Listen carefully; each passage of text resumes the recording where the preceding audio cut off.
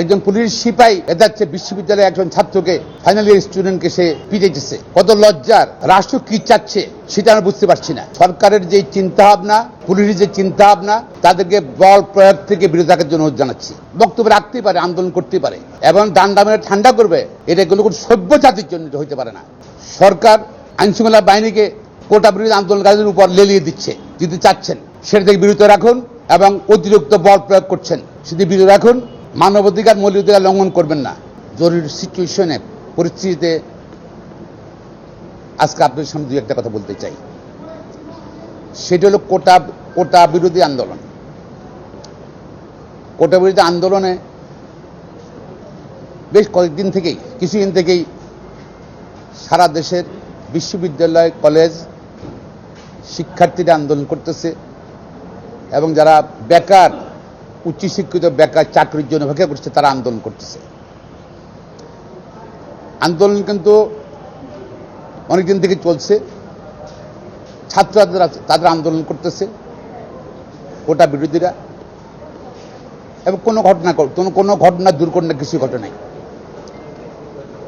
সম্প্রতি গত কয়েকদিন থেকে সরকারের মন্ত্রীরা ধমক দিচ্ছেন, পুলিশরা ধমক দিচ্ছেন, তাদেরকে আন্দোলনে সরে যেতে বলছেন এবং তারা বলতে চাচ্ছেন বল প্রয়োগ করবেন। এর মধ্যে তারা অতিরিক্ত বল প্রয়োগ করছে। পুলিশ একজন পুলিশ সিপাহী যাচ্ছে বিশ্ববিদ্যালয়ের একজন ছাত্রকে ফাইনাল ইয়ার স্টুডেন্টকে সে পিটাইতেছে। কত লজ্জার! রাষ্ট্র কি চাচ্ছে সেটা আমরা বুঝতে পারছি না। আমরা বলবো শুধু সরকারের যে চিন্তা ভাবনা, পুলিশের যে চিন্তা ভাবনা, তাদেরকে বল প্রয়োগ থেকে বিরত থাকার জন্য জানাচ্ছি। এটা মানবাধিকার লঙ্ঘন, মৌলিক অধিকার লঙ্ঘন। গণতান্ত্রিক শাসন ব্যবস্থায় যদি দাবি করি আমরা, যে কোনো ব্যক্তি তার সমর্থনে তার মৌলিক অধিকার, চাকরির অধিকার, কর্মের অধিকারে বক্তব্য রাখতে পারে, আন্দোলন করতে পারে এবং ডান্ডা মেরে ঠান্ডা করবে, এটা কোনো সভ্য জাতির জন্য হইতে পারে না। তার মৌলিক অধিকার লঙ্ঘন করবেন, সেটা হইতে পারে না। আমি সরকারের মাননীয় মন্ত্রীদেরকে, আইনশৃঙ্খলা বাহিনীকে অনুরোধ করব, সরকার আইনশৃঙ্খলা বাহিনীকে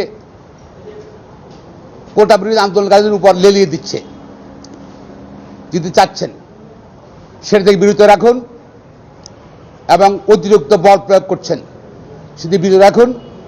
মানবাধিকার, মৌলিক অধিকার লঙ্ঘন করবেন না। আর কোটা নিয়ে তো এর মধ্যে আপনারা জানেন অনেক কেলেঙ্কারি বের হয়েছে। কারো মেয়েকে বিয়ে দিবে, সেই জন্য চাকরি দিচ্ছে কোটায়। আর কোটা তো, আমি কোর্টের আদেশ নিয়ে কোনো কথা বলতে চাচ্ছি না। হাইকোর্ট তো বললো যে একদিকে কোটা বাতিল করলো, কোটার যে সার্কুলার বাতিল করলো, আবার বলে দিল যে সরকার চাইলেই কোটা বাড়াইতে পারে, কমাইতে পারে বা বিলুপ্ত করতে পারে। আমি এটা অস্পষ্ট, এটা ছোট্ট একটা আদেশে যেটা বললেন, তো সরকারের কাছেই তো ক্ষমতা নাকি? হাইকোর্ট বললেন